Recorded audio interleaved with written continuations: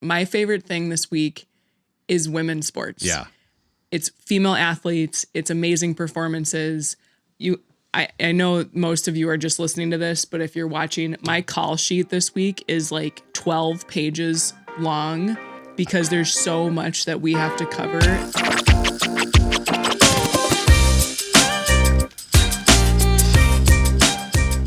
Hi, I'm Caitlin. Hi, I'm Alex. And you're listening to Raising the Game, a podcast covering the rise in opportunity, visibility, and accessibility of women's sports globally. We're a wife-husband team who are avid sports fans, raising two young girls and find the exposure and investment in women's sports a gateway for them and other young girls like them to see their passions for play, performance, and leadership, not as extracurriculars to be added to a resume or a discipline with an expiration date after high school or college, but as a real opportunity to build a career as an athlete, a coach, an analyst, an athletic trainer, a director of sports operations, or maybe even a podcaster. Each week, we're bringing you the top stories in women's professional and sometimes collegiate sports. We'll highlight primetime performers, key business decisions, economic impacts, and the growing opportunities for women's athletics. You'll hear our perspectives on these stories as fans, but perhaps more importantly, as parents who value what these stories mean for our kids. If there's a storyline or topic you'd like to hear us talk about, reach out via email at raisingthegamepod@gmail.com or on social media at RTG_pod. We're back, y'all. We are back. Another week with you here. Yeah. How are you? I'm doing all right. Doing all right? Yeah. All right. Good deal. We'll start out the episode here just with another reminder. We'll have links, continue to have links in our bio for ways to support the community here in Minnesota. I'm sure there are other communities that are impacted as well, but obviously with us living here, it's near and dear to our heart. So if you want to check those out, typically we're anchoring into local businesses that we're trying to support or local community action funds. So you can take a look at those in the show notes. Yep. All right. Before we get into favorite thing today, I just have to say thank you to the people who listen to this podcast. Absolutely. It's been really fun. This is our eighth episode, seventh that we've published, and just the feedback, the random texts, people asking for us to cover different topics and dig in on different things, the inspiration that it's providing for folks to go check out collegiate and professional women's sports. It means the world to us. I think it started out as almost weird to hear you say, oh, so-and-so is listening to the podcast. Yeah. And now it's super fun when they're like, oh, we're going to this women's sporting event this week because of your podcast. And it's like, this is why we do it. So so just thank you. We're kind of learning as we go, figuring it out. But we really appreciate people coming back and 100%. Listening week over week. So with that, what's your favorite thing? That hockey game, just absolutely insane. We were both working, and I was on a call. Towards the end of this call, I'm not on mute, and I'm like peeking my head out of the office to watch the game, to see them go up to tie it, to go into overtime. And I'm like running around the house, whispering, yes, yes. And I was just... it was not scream whispering, folks, because I was also on a call and I just hear Alex yelling, yes, yes. And I'm like, oh my God, we must have scored. Yeah, it was amazing. So I agree. If I had to pick one, I can't even do it. My favorite thing this week is women's sports. Yeah. It's female athletes. It's amazing performances. I know most of you are just listening to this, but if you're watching, my call sheet this week is like 12 pages long because there's so much that we have to cover as far as these formatting it. I was like, performances. This is an hour and a half. And it's like Olympics. There's huge news in the WNBA right now. We've got She Believes Cup coming up. There are just so many things it's a lot that we could be talking about. And so I think it's just a huge props to the women who are performing now, but also the women who came before them, Yeah. right? Who really Yep. paved the way and created the demand for the exposure that we now all get to appreciate these performances and the dedication of these athletes. So my favorite thing is just women's sports. All women's sports. Maybe cliche for a women's sports podcast, but here we are. I'll be a cliche obviously it's our favorite thing. All right. You want to move into headlines? Yeah, let's go through them. All right. In major broadcast programming shakeup, ESPN to replace Sunday Night Baseball with Women's Sports Sundays. Okay. I wish we had more time in the programming this week to talk about this because this is massive. Huge. First of all, I want to say I have a quote here actually from the ESPN Executive Vice President of Programming and Acquisitions, Rosalind Durant. She said, Women's Sports Sundays, which is what the show is going to be called, isn't an experiment. It's a flag in the ground and a continuing commitment. Yeah. And I love that because I think the immediate reaction a lot of times is like, oh, they're testing this, right? And she's coming out and saying like, this isn't a test. Like we've already done the test. Yeah. They passed with flying colors. And we're going to now take what was probably, frankly, a tired broadcast on ESPN. Now, Sunday Night Baseball, just as a sidebar, is moving. NBC is going to kind of own that going into the 2026 MLB season. So it's not like that's going away. If you still want to watch your baseball, you go over to NBC. But ESPN now is saying, we want to spotlight specifically WNBA if they have a season and NWSL games of the week. So I think that's awesome. Yeah. Women's college basketball programs in LSU, South Carolina, Oklahoma, and Iowa are outselling their men's programs on the secondary market. Also huge. And these are not small margins, y'all. LSU right now, so all four of those women's teams are ranked in the top 25. They're actually in the top 15 right now. But LSU right now, their women's program, secondary market average ticket sale value, $77 a ticket. The men's program, $16. Now, I don't think the men's program's ranked, so we could say like not apples to apples, but I do think Oklahoma's men's program is ranked, and that is going women's side $50, men's side $35. Yeah. So amazing to see. Yep. Obviously, these are stellar, well-known programs in the on the women's side for NCAA, but you love to see it. You do love to see it. Speaking of which, that LSU South Carolina game we spotlighted last weekend, in the primetime slot, it drew record views of 2.2 million peak viewers and 1.7 million average viewers while competing with the Olympics primetime broadcast and the NBA All-Star game. Yeah, so also a big deal. This became the most viewed women's college basketball game so far this season, and it's the fourth most watched women's college basketball game on ESPN of all time. Wow, that's massive. Yeah. Jordan Childs lands her fifth perfect 10 in a row on the floor. She's unstoppable. Girl can't be stopped. Denver Summit FC have sold 45,000 tickets to their home opener in their inaugural season and have opened up 500 level seating at Mile High Stadium. That was 45,000, y'all, and they're playing where the Broncos play. That is and crazy. Likely to get close to that 50,000 mark is my guess. Yeah, that's wild. U.S. Women's National Team announces She Believes Cup roster for matches upcoming between March 1 and March 7th. We are going to talk about this a little bit later. We'll rehash Caitlin's score. Yep, your prediction. My predictions for the roster. Jessica Pegula defeats Alina Svitolina in Dubai to win her 10th title. Yep. I actually went through and tried to look for names, and I totally missed that line. Well, good luck with the next one. We're going to try on this one. World number one, Gino Thidikol wins home tournament LPGA Thailand. Yes. CVS signs partnership with NWSL and U.S. Soccer Federation.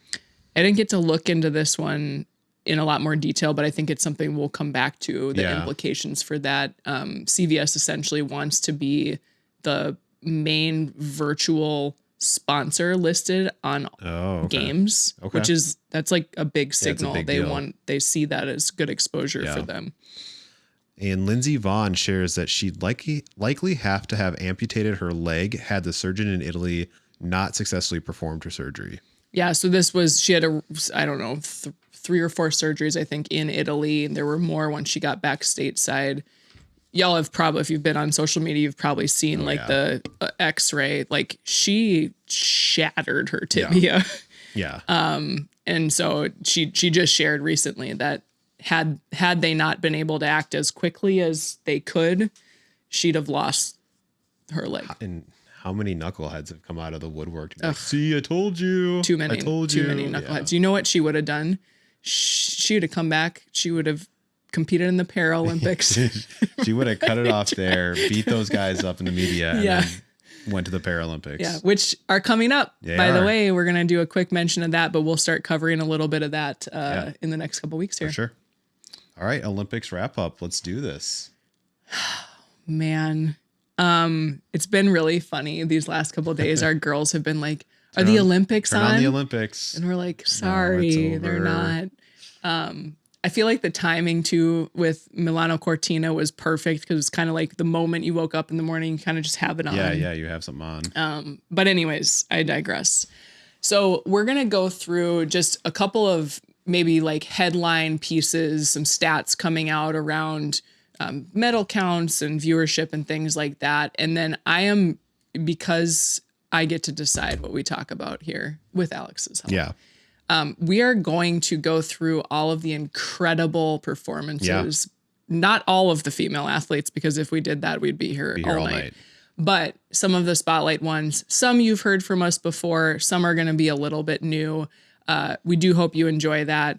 We'll do a brief recap on medal count, and then we're going to talk a little bit about the Paralympics coming up. So, and we'll get a chance to do some reflection if we don't incorporate that into the discussion over the next couple minutes here. So, let's just start by saying that these 2026 Winter Games were for the girls. Yeah, 100%. Women were in the spotlight. We've talked about here before that, NBC made very intentional marketing decisions to feature female athletes in their promotional content for the games. That continued throughout the games.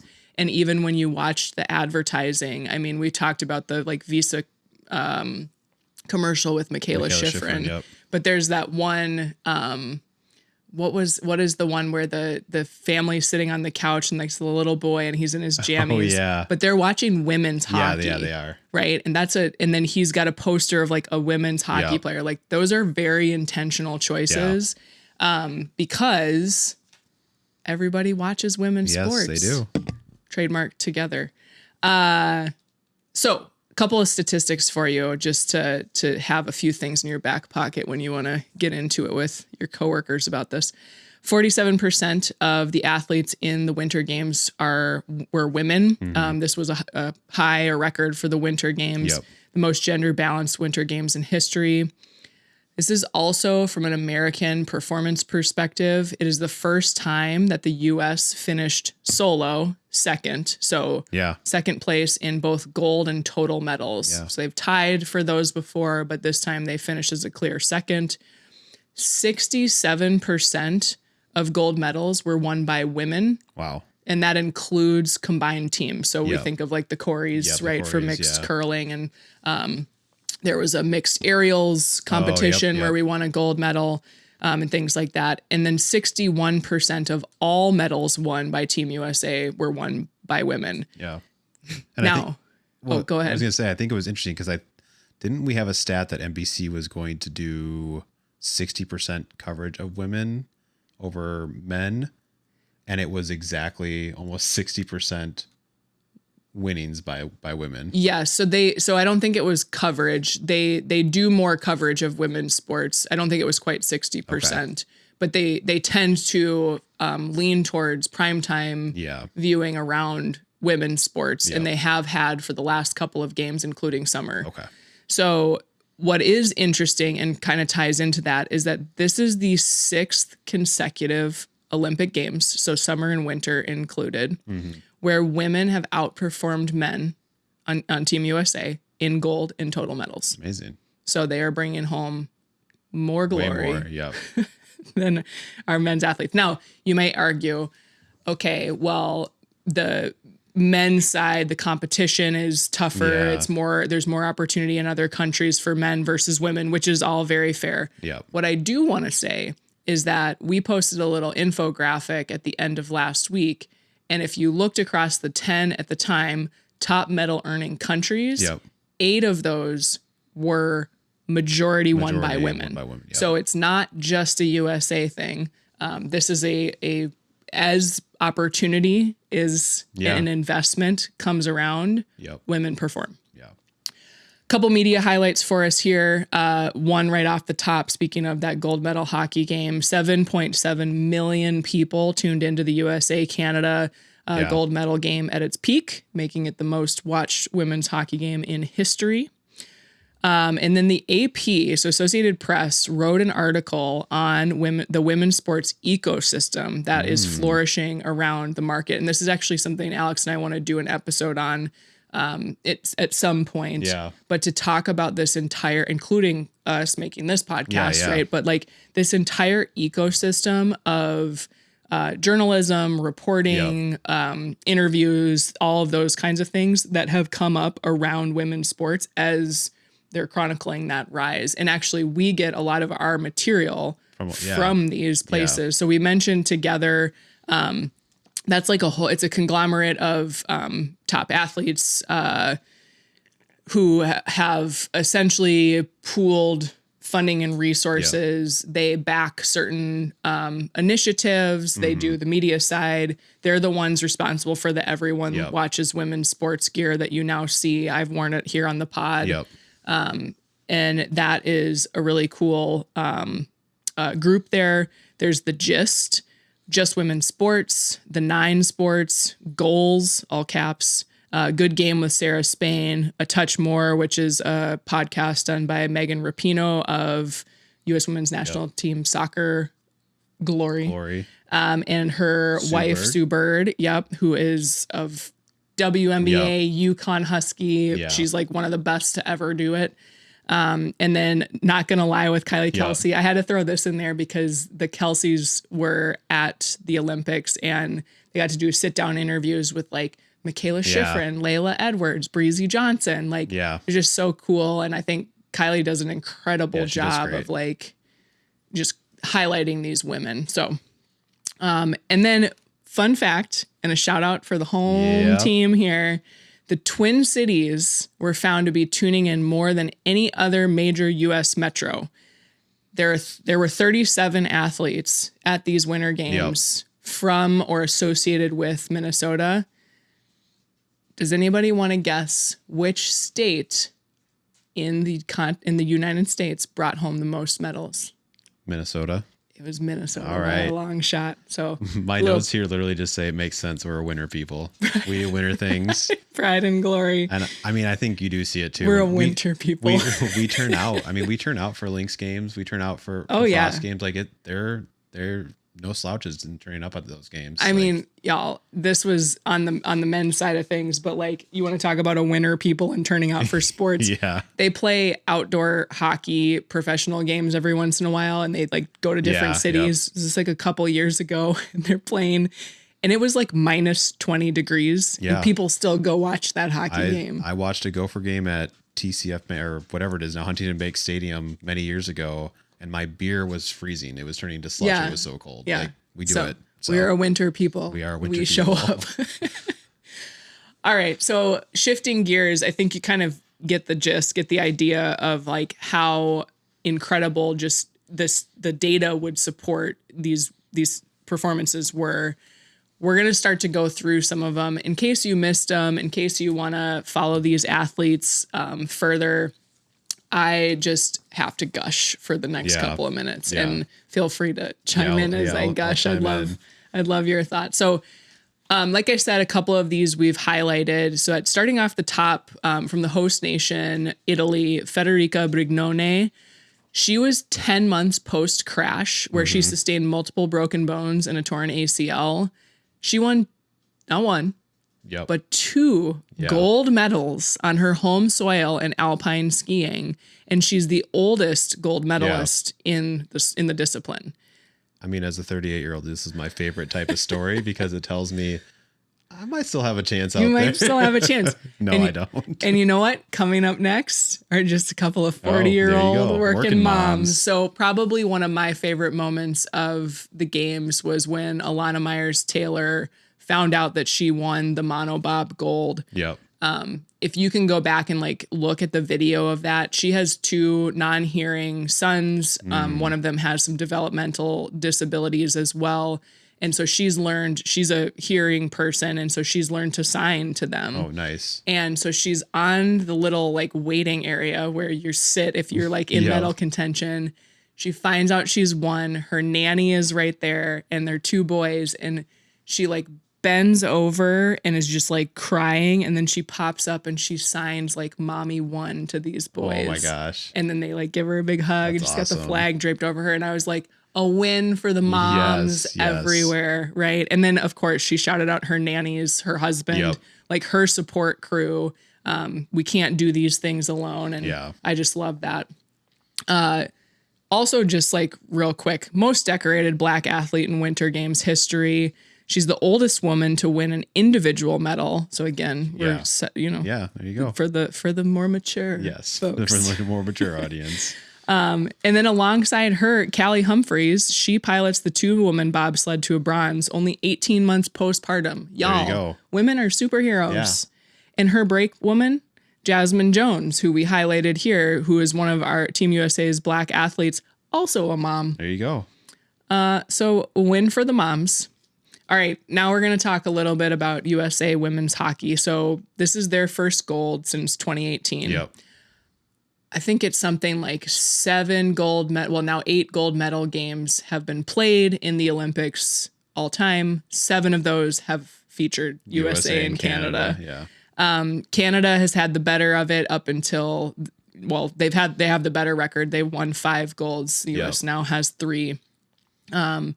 But you could not have scripted this better. Like this is going to become like what Miracle was to film. Yeah. Like the Lake Placid 1980s Miracle on ice. This will become it's very that similar to thing. That. And I think it was cool because they were talking about that. They were talking about at the end of the men's game. They were saying the Miracle thing that happened in the 1980s was kind of this inflection point or whatever for young men in the United States to actually start picking up hockey and being more interested in hockey. And that's why we're where we are skill wise in hockey. And they're saying that this might be exactly what you just said for the women's side. Like this might be the point where young women, girls are starting to look at these hockey players and going, I can do that. I can be a professional and go play for my country, play for a professional team.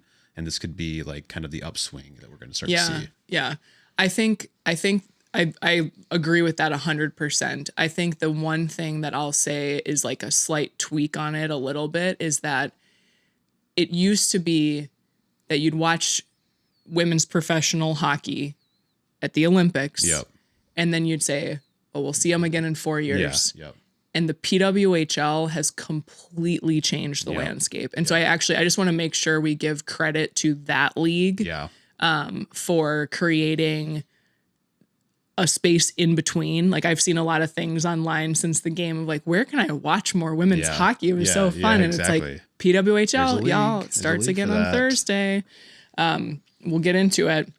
All right. So a couple highlights from the USA women's hockey team. So first, Caroline Harvey, we talked about her last week, but tournament MVP, most points of all players, most assists of all players, Olympic All-Star, best plus minus, like every award, every accolade, everything, every achievement, like give it to her. This is extra impressive coming off of what happened in the 2022 Olympics in Beijing. I think she ended up playing like very minimal minutes. Yeah. She was 19 at the time, y'all. Like, let's cut her some slack. I think got benched in the final game. Like she didn't have a great showing, but they talked a lot about how she used that to fuel her training since then. And she's really benefited from Mark Johnson's tutelage at University of Wisconsin, and then John Robleski of Team USA. Of course, we have to highlight Captain America, Hillary Knight.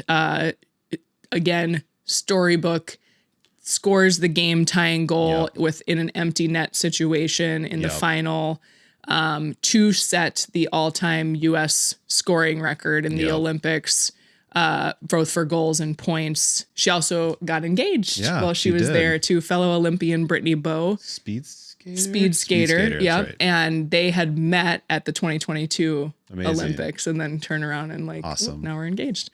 Super cute. Layla Edwards, we talked about her quite a bit. So first Black woman to suit up for Team USA, plus the first to win a medal, plus the first to win gold. I mean, she's just all the firsts. The assist on the game tying goal. Assist on the game tying goal. She had a great tournament too. Yeah, she did. If you want to watch her or Caroline Harvey or Kirsten Sims, just go watch the Badgers play in the WCHA conference. We'll talk about that tournament a little bit later too. Erin Frankel, so she is Team USA's #1 goaltender. She's the first goaltender to record 3 shutouts in a single tournament, the first American goaltender to shut out the Canadians in Olympic play. So that 5-0 win in round robin play made history. And then she made 30 saves in the gold medal match. This was something you had pointed out. She hadn't faced a ton of shots. A ton of pressure. She was amazing. Yeah, she did great. And frankly, Canada's only goal came at the beginning of right at the beginning of the second. It was shorthanded. It's kind of like one of those moments where you're coming out of the locker room, you think you're locked in on the power play, like you just got caught off guard. Yeah. But then she righted the ship and to stand how many more shots after that, right, and keep it together for the rest of the game was very impressive. Yeah. And then just a couple of additional things, not necessarily player performance specific, these little moments, right? John Robleski, the head coach's reaction when they won, brought me to tears. He just started to cry on the bench. His staff came around and was hugging him, and they're all hyped and excited, and the players are going nuts on the ice, but he was just in tears. Yeah, in tears and just soaking it in, and it just seems like such a great leader for that group. Really committed to those women and making sure that they are able to perform at their best. Another tearjerker, if you haven't seen the video that Haley Wynn's brothers, so Haley Wynn's brothers, you probably saw if you go on any kind of social media, they're the 3 brothers who were dressed up crazy at every single game. Famously all wearing eagle masks at one game, but they're always matching, right? Yeah. And they're goofy, but they posted this adorable video right before or sent something to her, a voice memo or something. And they talk about how much work she's put in and how much they've seen her strive. I'm going to cry. And it ends with, I don't actually know if I can make it through this, you guys. Do I need to say it? No. You got it? It ends with, you have 3 older brothers who now look up to you. Yeah. And that just it's these moments. Yes, it is. Why I love the Olympics or any sports, really. And then finally, this is probably a little bit going under the radar, but I got to mention Ellen Hughes. Yeah. You might be like, who is Ellen Hughes? I didn't see a Hughes on that team. I saw a Hughes on the men's team. Couple of Hughes that came in clutch for them. Ellen Hughes, believe it or not, is those Hughes boys' mother. And she is also on the coaching staff for the women's team. Yeah. So she came on in 2023 as a player development coach.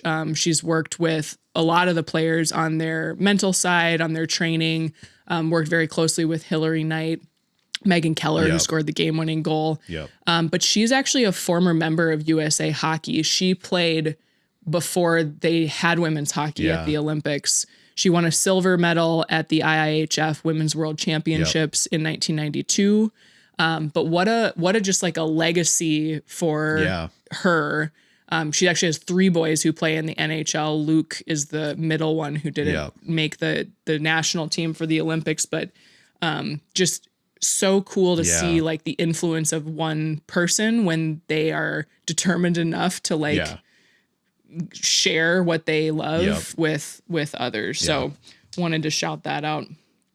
Do you have anything else about the hockey game that you want to talk about? I know you kind of. I kind of saw an interesting stat, and I don't want to dig too much into the men's team, but this is the first, I think, year that I saw that the men won the Olympic and the IHF, and the women won the Olympic and the IHF. So we have all 4 golds right now. All 4 golds. from Ooh, this year. target on your back. Yeah. Yeah, we won't dig too much into the men's team. We're purposely avoiding that topic right now. And I'm sure if you know, you know. Yep. Let's move on to better Let's stories. Figure skating. So my personal like side fave, right? Alyssa Liu and then Amber Glenn. Isabella Vito put in some amazing performances, but I think like the spotlights were really on Glenn and Liu. To see Alyssa Liu win gold on her own terms. I mean, this is just not an example of achievement in that sport that I think we've ever seen before. Yeah.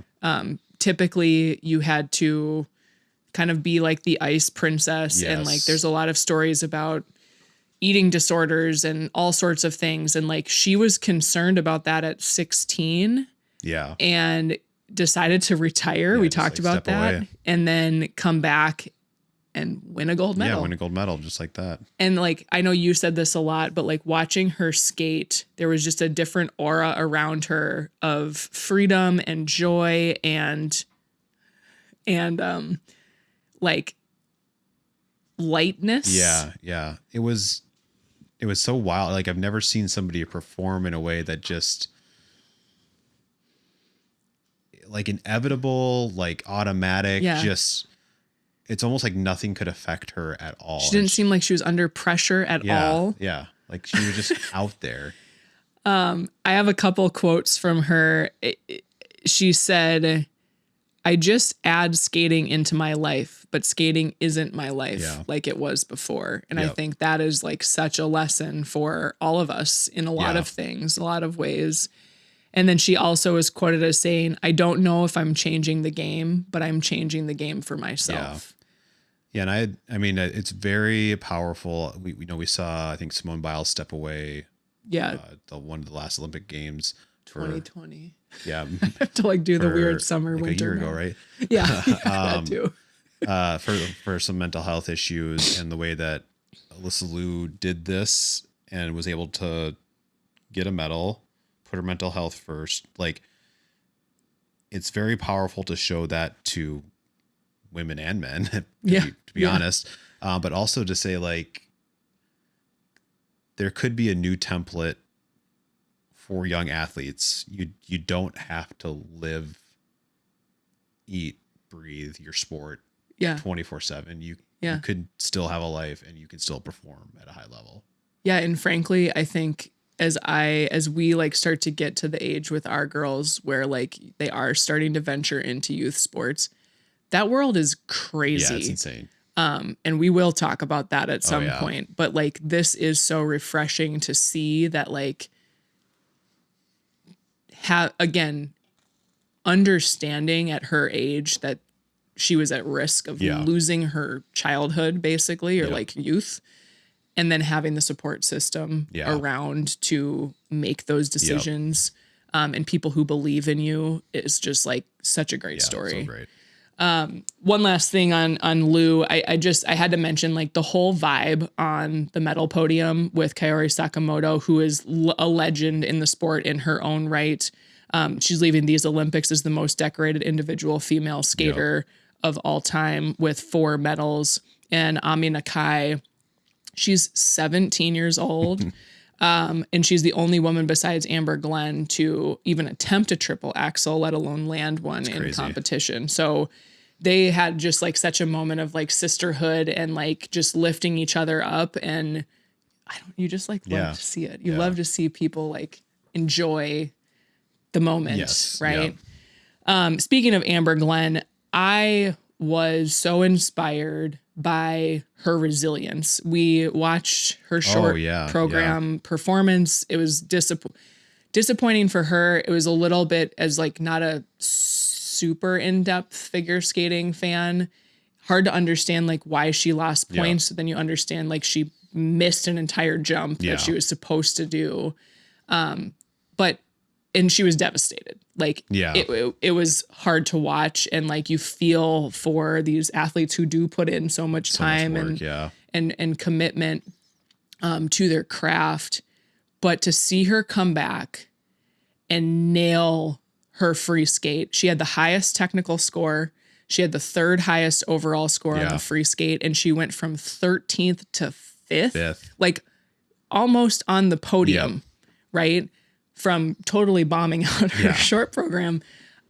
Just that resilience, I think her and Lou sort of, I think Amber Glenn's quote was like they're like two woke bitches or something like that. Like they're just like not the normal image that you think of with figure skaters. And I think it's good to see that. Like it's good to see different body types and personalities and like whatever, like being up there and having success. And then also, y'all, if you have not watched her gala skate, go to the gala skate and watch her. She does this like lean back my God skate. And I was like, that's impossible. Like no one can do that. Is impossible.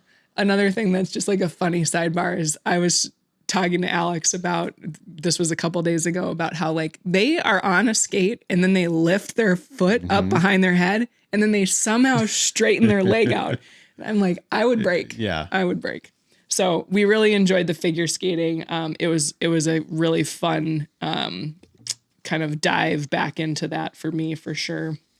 All right, moving on. We've got Michaela Schifrin. This was huge last week. So after we aired our episode, we had talked about how she had her final opportunity at a medal.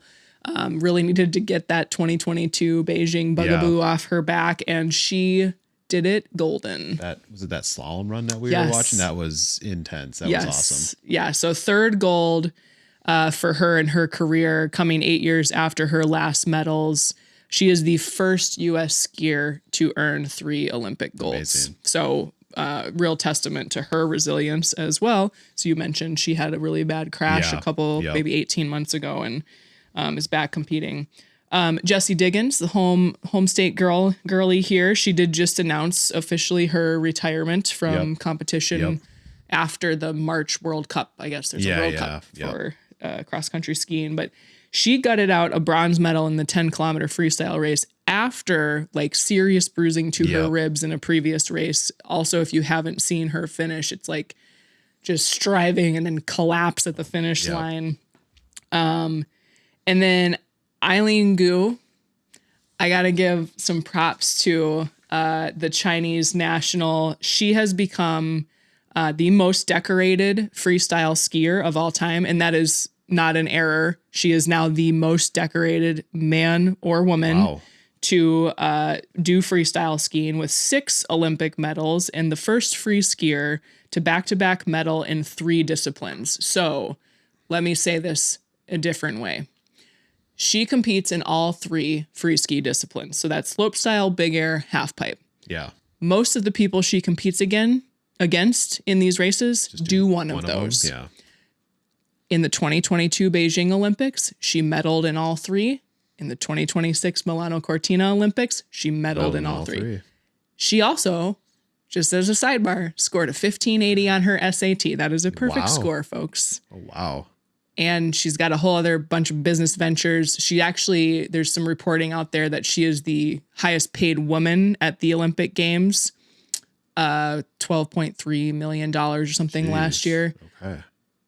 0.1 million of that came from actually her sport. Yeah. The rest is endorsements. Yeah. But if you haven't seen her viral press conference yet, we are going to introduce you, and you can go find it if you want to. Because this is gold, and this Eileen Gu energy is like the type of energy that I wish I could bring to work asinine conversations.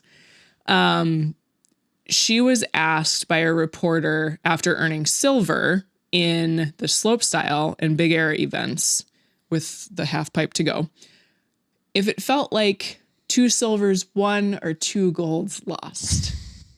And the best part of her response, if you watch the video, is how she laughs at him to start. Because what an absurd question, sir. Yeah. Why? Why would you ask that?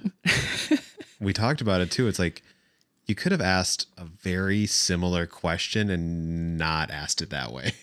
Like you could have asked. Yeah. There's a million different ways to ask that question without kind of making a dig at her. And also we talked in the last episode about like, it is already a huge accomplishment to just be at the Olympics competing. To get on the podium at all is amazing.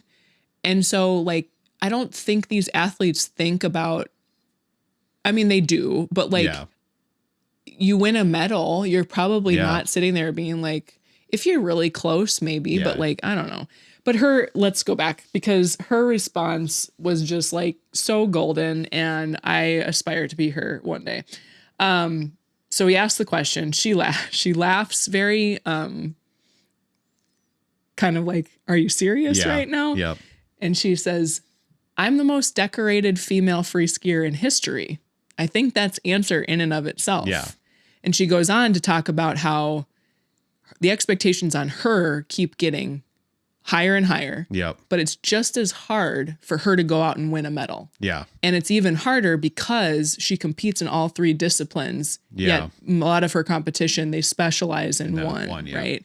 So what a masterclass in how to respond to silly questions. I feel like if I do that at work, I'm going to get fired, but yeah, maybe probably. I'll try it. Couple more here. We'll rapid fire through these. So Marie-Philippe Poulin, top women's hockey scorer of all time. So all teams with 20 goals, 5-time Olympic gold medalist, only player to score in 4 different gold medal games. We don't know if this will be her last games. This was her 5th along with Hillary Knight.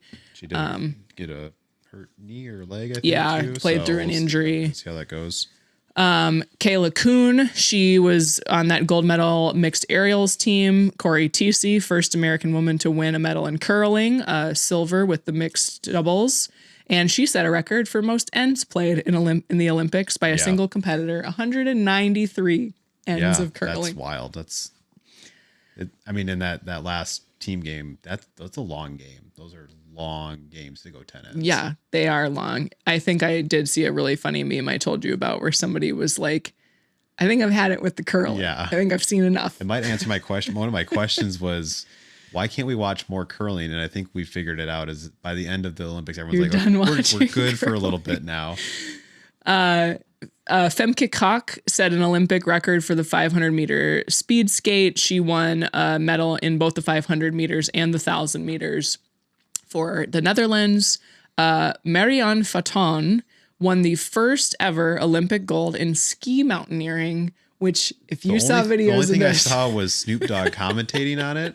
Which y'all should go find, absolutely. And I was blown away. They're climbing stairs, they're skiing down. I don't even know what's happening. Didn't get a chance to watch enough of that. And then we'll round this out with Chloe Kim. We've talked about her. She got a silver. She was not able to get her three-peat gold in the women's half pipe for snowboarding, but she got a silver. She conceded her gold, or however you want to look at it, to her mentee, Choi Gayon, who Chloe actually helped bring over to the States to help her train and things like that. Just a really beautiful moment between those two after Chloe's run on the half pipe, her final run. So, all right. Wrapping up our Olympics segment here, just a real quick, we went to the trouble to try and find out where you can watch these lovely athletes between now and the next Winter Games.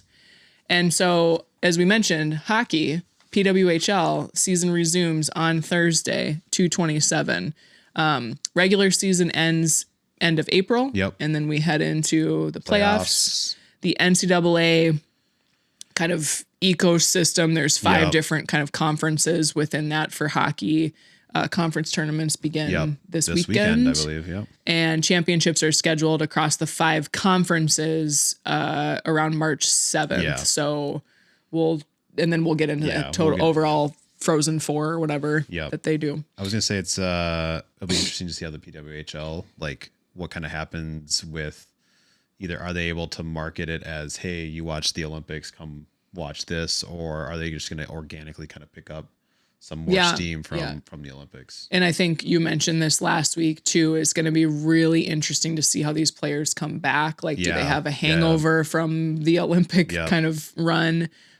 Keep in mind that there were 61 PWHL players playing in the Olympics, And a whole bunch and 30 playing. but 39 of those 61 played in that gold medal game. Canada was like, all of Team Canada was there, and then I think the US had the college players. But there actually were the other teams, the remaining players actually were playing like scrimmages and things. I was reading about how they were getting some competitive stuff going on. Ski season continues until the end of March. So there's alpine skiing, there's all the jumping and cross country and different World Cup tournaments. Those are not broadcast as frequently, but you can follow along with those if you're interested. World Cups tend to happen right at the end of March there. All right. Figure skating, they have the regional championships in early March with US figure skating championships in early April. All right. Snowboard, free ski, also in March. There's the iHeart US Revolution Tour and Aspen Snowmass for 2 competitions. And then bobsled, similar to these other winter sports, skiing and figure skating and whatnot, the competitive season kind of runs from November to about February or March. So bobsled's actually done now. So they were kind of, their season was centered around the Olympics, but come November, y'all, you can go watch them again. Amazing. All right. And then just a real quick reminder, we do have the Paralympics starting up next week. So March 6th through the 15th. There are 6 events, para-alpine skiing, para-biathlon, para-cross country skiing, ice hockey, para-ice hockey, snowboard and para-snowboard, and wheelchair curling. Okay. So we will take a look at some of that and share some of the highlights here. There are 70 medals on the line. Canada, USA on the ice hockey front. Can't wait. That would be amazing. I can't wait. All right, moving on to She Believes Cup roster preview and predictions. Caitlin had a prediction last week for every spot on the roster, and she went 17 for 26. That is not a bad hit rate, y'all. That's 2/3. I copped to the fact that I did not know what the injury status and health protocols were that players were in. I think had I done my research, I may have been better, but here we are. Till next time. Yeah. We've got a lot of rosters we're going to predict in the next 18 months before the World Cup. All right. So notables about the roster selection from Emma Hayes. So 19 NWSL players and 7 European-based players were called up to the roster. As we learned last week, you get 26 roster slots in She Believes versus the typical kind of 23 for international competition. And Gotham FC from the NWSL had the most call-ups. Big omissions due to injury protocol, return to play protocol. Katarina Macario, we talked about her last week. Sophia Wilson still coming back from pregnancy. She hasn't been. Most of these players, the way it works is they have to be cleared by their club to play, and then they hit the selection pool for Hayes.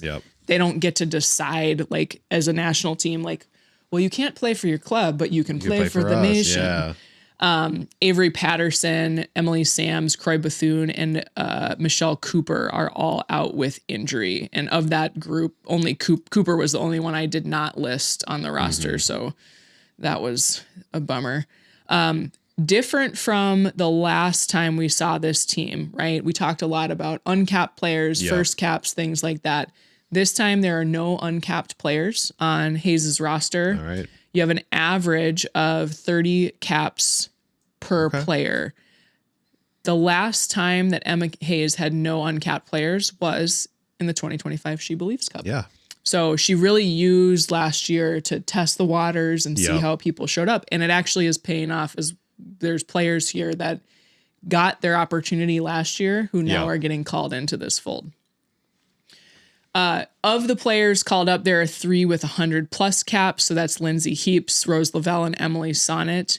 And I just pulled a little quote here from Hayes. You know, she said about this tournament, 3 quality games in quick succession allow us to replicate conditions that will prepare us for the World Cup qualifying campaign this fall. Yeah. So this is a really good kind of testing ground. They have to do some travel. Like, how do you kind of get into your pre-game, game day, post-game protocols and stuff like that? It kind of feels like we're out of the uncapped players lab, and now we're going to get into the experience in depth lab. Like, let's figure out where we're going here. And within the system, how now we keep the players relatively the same. Can we build the chemistry and whatnot? Yeah. So the slate coming up here for the team, we'll talk about the game this weekend, but they play on Sunday, March 1st against Argentina, the world number 30 team. Yep. Then a couple days later, they play on March 4th against Canada, the world number 10. All right. USA versus Canada, There y'all. we go. And then on March 7th, they play against Colombia, world number 20. So not the highest level of competition, but these are we've talked before on the pod about Colombia, like it can be a real menace. If they come out right, they're feisty, they come out hard. Canada is tough any day of the week. Yep. So that will be a great test. I am excited in particular. I just picked 2 players. There's plenty I could have chosen from, but Jamise Joseph, I think she just had her first call up like in the late part of last year. She was part of the squad in January. She scored a goal. Yep. The U.S. right now really it's missing triple espresso. Yep. Right. You've got Trinity Rodman back from injury, but Sophia Wilson, Mal Swanson are still coming back from post-pregnancy protocols and things like that. They both had babies last fall. So we're not rushing them, to be clear. Yeah. But they're really trying to figure out like who is that consistent scoring threat. Yeah. And I think Jamise Joseph might actually have the package, the speed, the creativity, the finishing, that could work well in an Emma Hayes system. One of my questions for this section was who's going to be that X factor? Not that you don't have X factors already, but who's the new X factor? Who's going to kind of step up and become that next big thing? Yeah. And I think it could be Jamise. I also I put Giselle Thompson down. So this is Alyssa Thompson's younger sister. Alyssa plays up top. She could be one of those kind of scoring contributors. She transferred to Chelsea kind of famously last year from the NWSL. But I really liked how Giselle played in the friendlies in January. She was really creative out of the back. She was playing right back. One of the questions I have as we watch this team is who's going to play that left back position? Yeah. So Crystal Dunn retired. Crystal Dunn's a longtime national team player, a stalwart in the NWSL. She's played all over the field, but she really became like the left back for the national team. And so they kind of have a hole there. That's actually one of my questions that I'll want answers to as I watch. Left back. It's a really, really critical position on a soccer field for those of you who maybe follow the game a little closer. They have some really good veteran leadership in Naomi Girma and Emily Sonnet in the center back position. And then you've got Emily Fox, Emily Sams, like a bunch of players who typically play right back. Now, Fox has some versatility, and I could see them shifting her into the left side. But that'll be something I'm watching for. The other one I've kind of already alluded to, but who's going to play the 9 for the national team? So to back us up a second and get out of like soccer speak, the 9 in soccer on a formation is like your center forward, like your main goal scorer, the target you're trying to get the ball into, usually can score with their head or with their feet. This was, typically Sophia Wilson when she was playing before she went through pregnancy and birth of her baby. This was Alex Morgan, famously. This was Abby Wambach. Like, this is a premier position, and I feel like the national team has sort of struggled to figure out, like, Wilson even isn't a true 9. She's more of a wing that can kind of play in the middle of the field. So I'm curious who can fill that space. And then my third question is, will we see them settle in earlier? When we watched the January friendlies, it took them an entire half to feel like they were kind of settled into their rhythm. I do think the experience of the team relative to the last few rosters probably helped them get into the groove, but will they be tight, right? And then you've also got this weird timing of European players who are in season right now and kind of getting towards the end of it, right? And then the NWSL players, majority of the roster, just ramping up. So like fitness, like I think we're going to see minutes managed and things like that by Hayes. So it'll be interesting. I don't think we're looking at this as like a true test of what we're going to see in qualifying later this year. They've got those friendlies in, I think, April against Japan. Remember, she leaked that out. So I think we're going to keep seeing refinement of that, but I will be glued to the television for these. All right. Guaranteed we will talk about that. Yes. We'll probably touch on it next week. And then the week after we'll do like a full debrief on the performances. So shifting gears from the pitch to the court, we have some major updates from the WNBA side. And we are going to keep today to really just the headlines. And then next week, we expect we're going to have more time. We had to kind of wrap up the Olympics this week, but more time to dive in to some of these developments. And there may be more some bigger developments by then. Kid you not, y'all, there was like breaking news like in a couple hours before we recorded this that I had to sneak in here. So I don't know what's happened since, but just an update on the situation with the collective bargaining agreement between the WNBA and the Players Union or Players Association. So the WNBA has officially come out and issued essentially a deadline for reaching an agreement in order to not delay season start.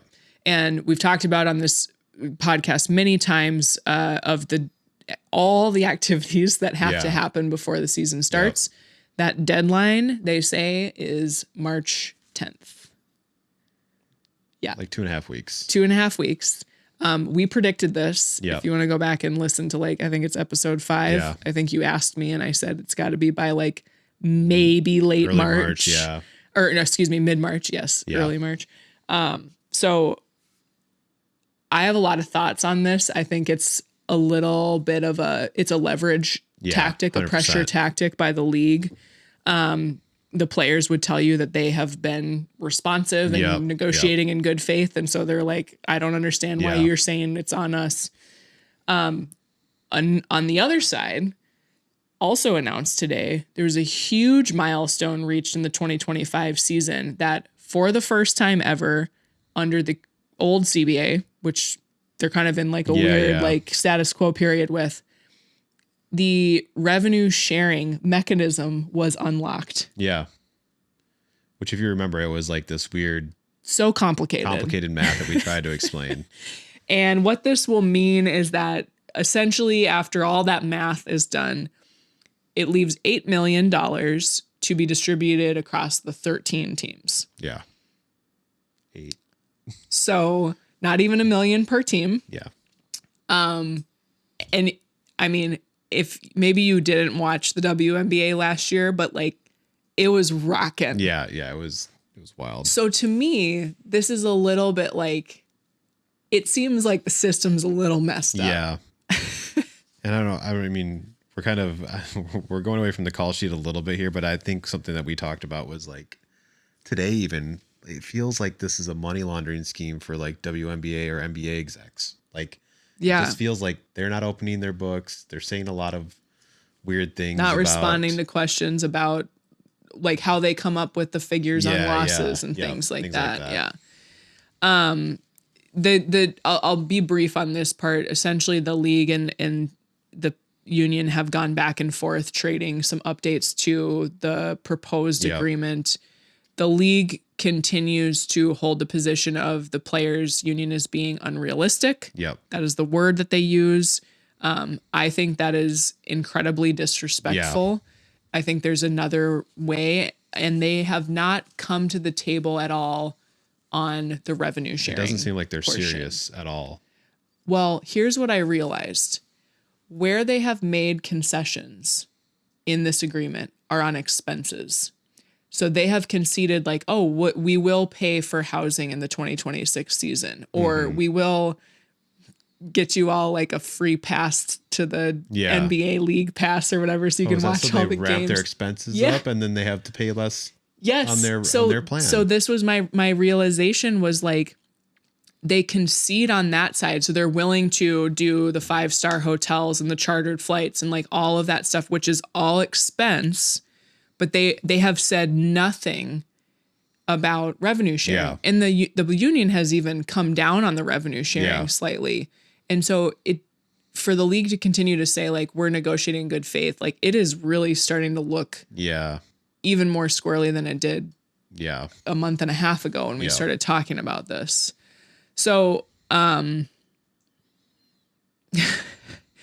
it's confusing too. I think, I listened to a little bit of a podcast interview that, Players Association President Nneka Agumuke did. And she was saying like, how is it that the league on the one hand is going to investors and saying, you got to buy in now for a gold mine for like, $250 million, folks. It's $250 million to get a franchise into the league now. You got to buy in now. This is a gold mine. Yep. And yet at the same time, you're telling your employees there's no money. Pockets are empty. There's no money. And just to put a little bit of a fine point and little data behind it, I did look up the valuations. Yep. Now, like, valuations are a little speculative, like whatever. But for 2025, when you're trying to think through like, okay, what are these teams being valued at? And then you think about the league as a whole, the Golden State Valkyries expansion team last year, 1 year, $500 million, valued at $500 million.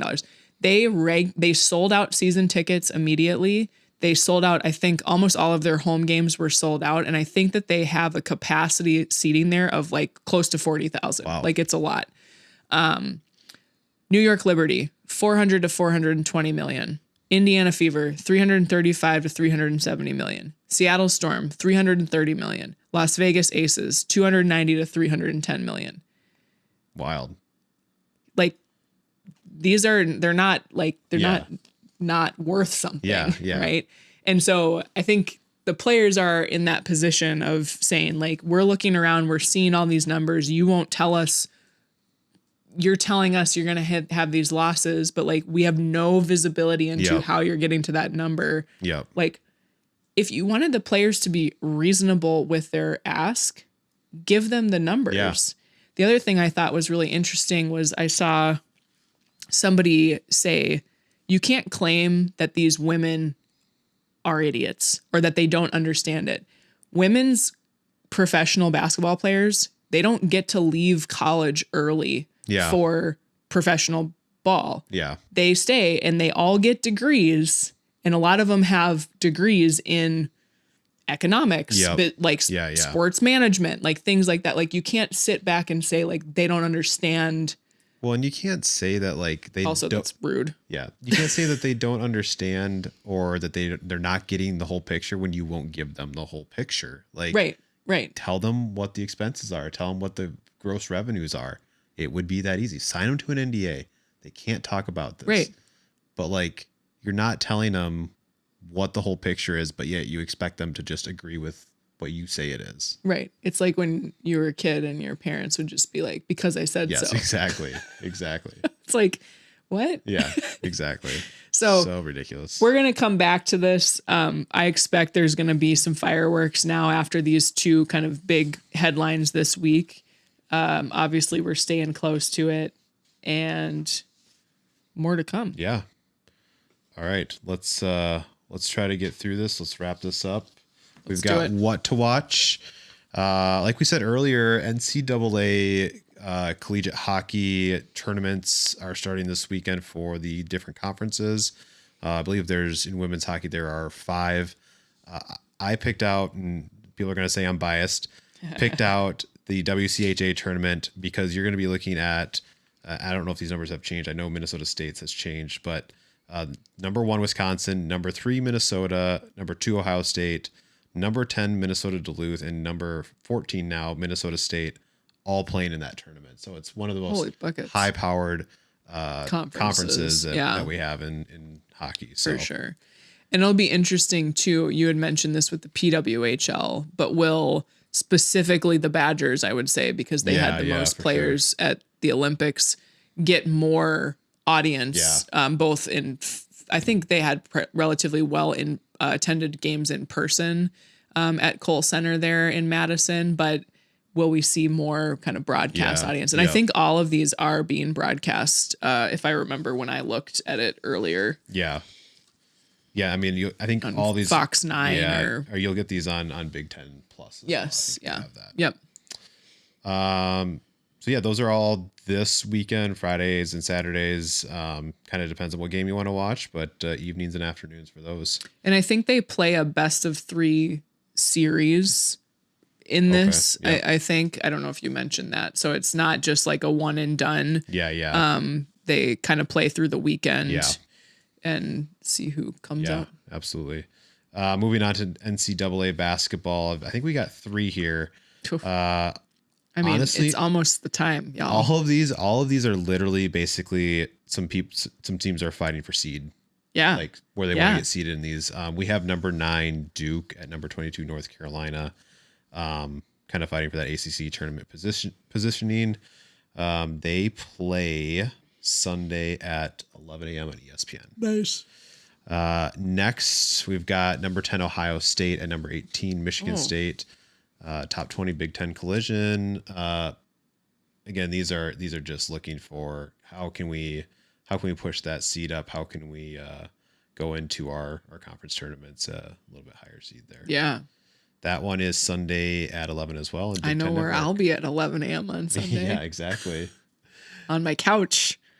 And then we have number 3 South Carolina and number 16 Kentucky. I fully expect South Carolina to win, but you never know this late in the season against the top 20 team here. So Kentucky will be looking to improve their ranking and shift that power dynamic. So nice. That's going to be 1 p.m. on SEC Network, which is also, I think, an ESPN network type thing. All right. So y'all better believe we're going to be diving into the tournament stuff coming up. We might have to do a bracket. Oh, we have to do a bracket. All right.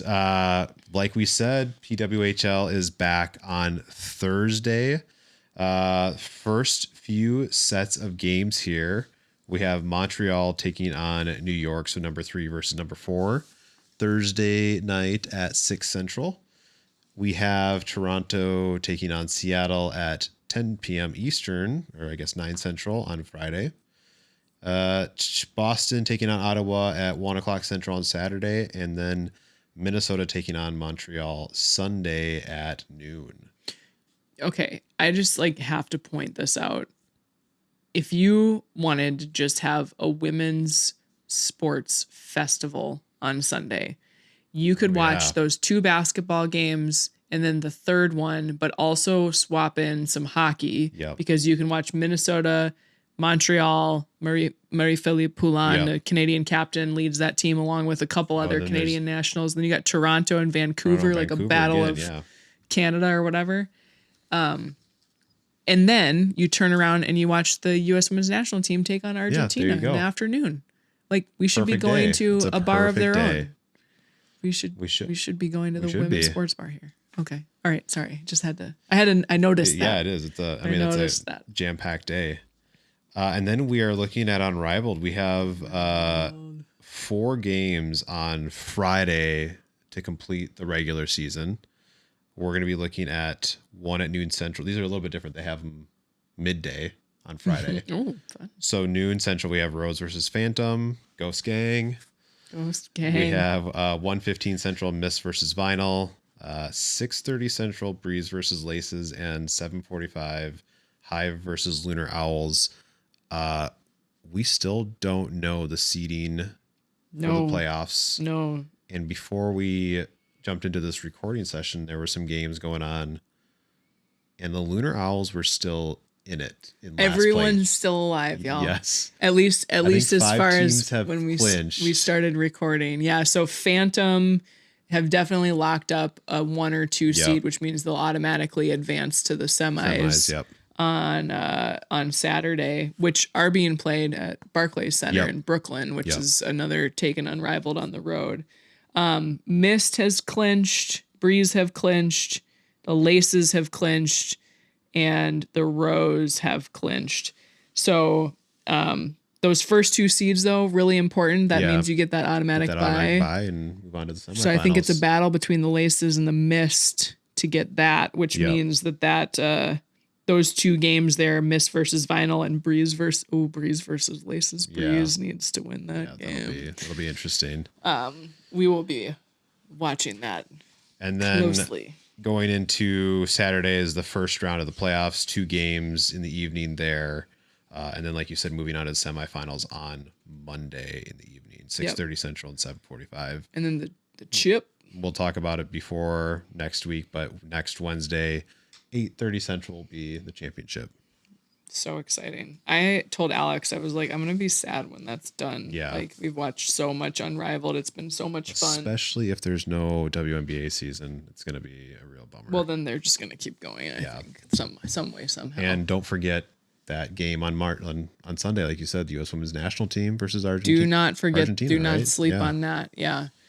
Yes, that game is coming up. The NWSL season starts. It's just around the corner. We've got content planned out for weeks, y'all. Have our work cut out for us. Yeah, we're planning to bring to you some stuff on the LPGA, the WTA. Yep. We got to dig into that a little bit more. We've got a few special segments we're starting to think through. So a little teaser. Yeah, for real. If any of you listening want to learn more about like a specific league or team or coach or player or system or whatever, like reach out to us. We're planning to potentially start to add in little evergreen content, some true deep dives. I think What's the Story? What's the story? The working title for those episodes. So looking forward to that. Yeah. We have time for losers and winners. We have time for losers. We always have time for losers and winners. Man, I'm trying to think through. I didn't really have a loser. I have some losers, but they're not within the realm of women's sports. Kind of pertaining to women's sports. It's hard. I think the only thing that I came up with as a loser, and it's not really a loser, Canada's hockey team. They just got bad puck luck. Yeah. They lost the game. Sometimes being good is what you need, but sometimes you just need a little bit of luck, and it just didn't go their way. I think the men's team would say the same thing. Yeah. Probably more so. Yeah. I think that's a good one. I have 2. One, I think some recent reporting I read around the WNBA stuff has me like my sensors really up, like more than they've been. And I've been pretty skeptical about that whole situation. But my other one is that the Olympics are over. Yeah. I realize you all might be happy that they're over, so I'm not gushing about them every episode, but it's just like so fun. Yeah. And like I said a couple episodes ago, I love them. So I am excited that we have some new things to fill in coming up here with season starting and stuff like that. But I'm going to go with being just a little sad. Yep. That's over. Yeah. Winner wise. Women's sports. I mean, I didn't want to be generic, but I was going to say us. Like, NWSL, Women's National Team, hopefully a WNBA season, PWHL's back. Yeah. College hockey finals. Basketball tournaments coming up. We're way over our normal time today because there's so much to talk about. My call sheet was 12 pieces of paper long. Like, what a moment. Yeah. What a moment. And like all great stories. We could talk about all of them for so long. I'll add to that though. The way that our girls get excited. Yes. To watch these women. Yes. is really like the cherry on top. Yeah. They're always asking. They're always interested. Yeah. They're really into Unrivaled. Our youngest is always, I'm cheering for the Cats. You're cheering for this. They'll like look at the logos on the TV, which was really funny during the NFL season. Yes. They called the Patriots the Cowboys. But then they're like, the Cowboys are the Stars. Yes. Right. But for Unrivaled, they have like, there's a team called the Hive, but they just have bees. And so they're called the Bees. There's a team called the Mist, called the Snows. The Snows. So it's a good time over here in the Tripp household. And we're just happy to be a part of it. It's a great time. So, all right, y'all. Till next week. Where can they find us? RTG_pod on socials, and email us at raisingthegamepod@gmail.com. Yeah. Just like we said at the top, appreciate y'all being here. Thanks, you. everyone. Bye-bye. Till next time. See you later.